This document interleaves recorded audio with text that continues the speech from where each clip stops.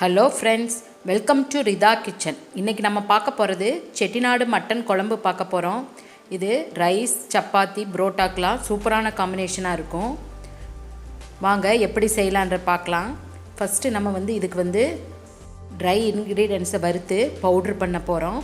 வாங்க எப்படி செய்யலான்றதை பார்க்கலாம். அதுக்கு தேவையான பொருள் ஃபஸ்ட்டு நான் 2 சின்ன துண்டு பட்டை, ஒரு 3 கிராம்பு, ஒரு 3 ஏலக்காய் எடுத்துருக்கிறேன். முந்திரி பருப்பு ஒரு 15 உடைச்ச முந்திரி 15 எடுத்துருக்கிறேன். மல்லி 3 டீஸ்பூன் எடுத்துருக்கிறேன். இது மாதிரி பச்சை மல்லி தான். காஷ்மீரி ரெட் சில்லி ஒரு 9 எடுத்துருக்கேன்.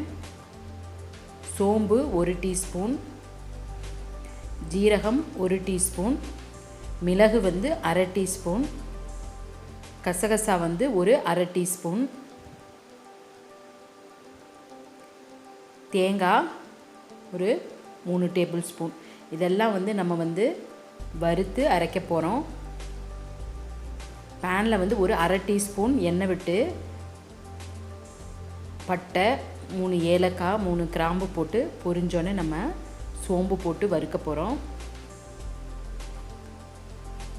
சோம்பு ஃப்ரை ஆனோடனே சீரகம் சேர்க்க போகிறோம். சீரகமும் மிளகும் சேர்த்து சிம்மிலேயே வச்சு நம்ம கரிஞ்சிடாமல் வறுக்கணும். இப்போ மல்லி சேர்த்துக்கலாம். இந்த செட்டிநாடு மட்டன் குழம்புக்கு இந்த மசாலா தான் நல்ல டேஸ்ட்டை கொடுக்கும். அதனால் நம்ம சிம்மிலேயே வச்சு நல்லா மெதுவாக நம்ம ரோஸ்ட் பண்ணிக்கணும். இப்போ காஷ்மீரி ரெட் சில்லி சேர்த்துருக்கேன். இப்போ இது கசகசா ஒரு அரை டீஸ்பூன் சேர்த்து நம்ம வறுத்துக்கணும்.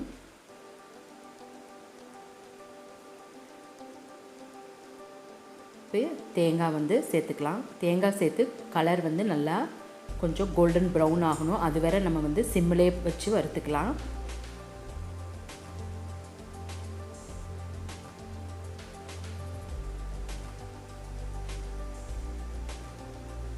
செட்டிநாடு மட்டன் குழம்புக்கு இந்த மசாலா தான் டேஸ்ட்டு. அதனால் சிம்மிலே வச்சு வருங்க. இப்போ கடைசியில் முந்திரி பருப்பு சேர்த்துட்டு ஒரு 30 செகண்ட்ஸ் வணக்கிட்டு அப்படியே அடுப்பை ஆஃப் பண்ணிடுங்க. இது நல்லா ஆறுனோடனே நம்ம மிக்சியில் பொடி செஞ்சுக்கலாம்.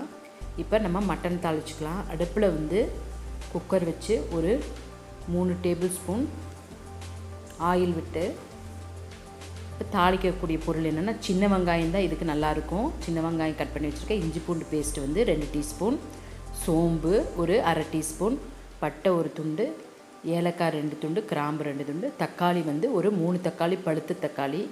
சின்ன தக்காளியாக இருந்தால், பெருசாக இருந்தால் 2 போட்டுக்கோங்க.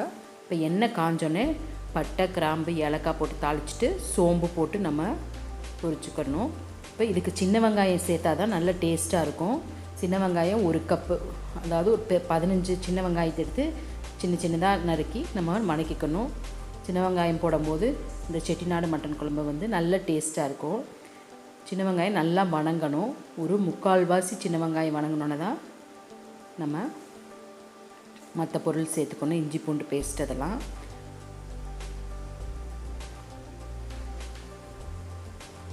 இப்போ சின்ன வெங்காயம் நல்லா வணங்கிருச்சு பாருங்கள். இந்த மாதிரி வணங்கணும். இப்போ நம்ம இஞ்சி பூண்டு பேஸ்ட்டு சேர்த்துக்கலாம். இஞ்சி பூண்டு பேஸ்ட் சேர்த்து நல்லா ஃப்ரை பண்ணணும். பச்சை வாசம் போகிறது வரை நல்லா ஃப்ரை பண்ணிவிட்டு அதுக்கப்புறம் நம்ம தக்காளி சேர்த்துக்கலாம்.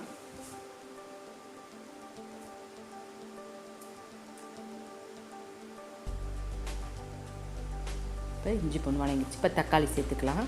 தக்காளி நாட்டு தக்காளியாக இருந்தால் நல்லா, பெருசாக இருந்தால் 2 தக்காளி சேர்த்தா போதும்.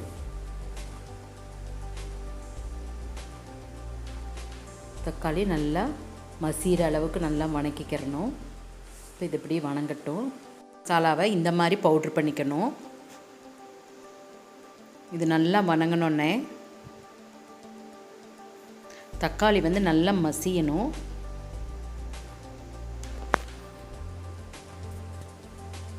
இப்போ மஞ்சள் தூள் ஒரு 1/4 டீஸ்பூன், மிளகாய் தூள் ஒரு அரை டீஸ்பூன் சேர்த்துக்கலாம்.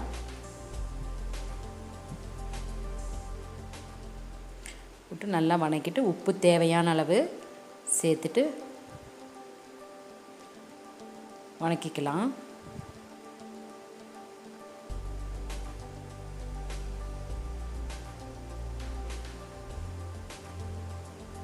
வணக்கிட்டு இப்போ பொடியை வந்து நம்ம இதில் ஆட் பண்ணிக்கலாம்.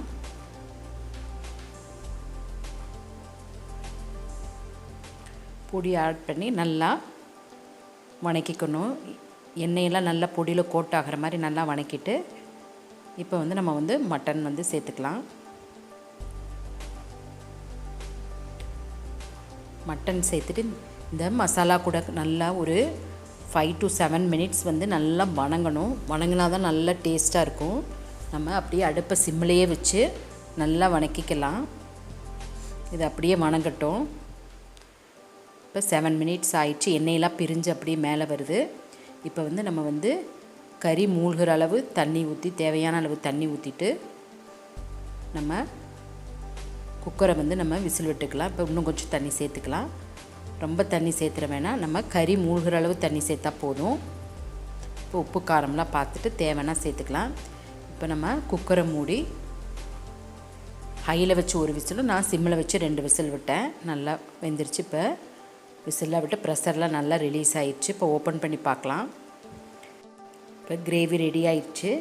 நம்ம கொத்தமல்லி தழை தூவி இறக்கிக்கலாம். சூப்பரான செட்டிநாடு மட்டன் குழம்பு ரெடி ஆயிடுச்சு. இது ரைஸ்க்கு, சப்பாத்தி, புரோட்டாக்கெலாம் சூப்பரான காம்பினேஷனாக இருக்கும். உங்களுக்கு பிடிச்சிருக்குன்னு நினைக்கிறேன். பிடிச்சிருந்துச்சுன்னா மறக்காமல் ரிதா சேனலை சப்ஸ்கிரைப் பண்ணிடுங்க. ஓகே ஃப்ரெண்ட்ஸ், அடுத்த வீடியோவில் சந்திக்கலாம். பாய்.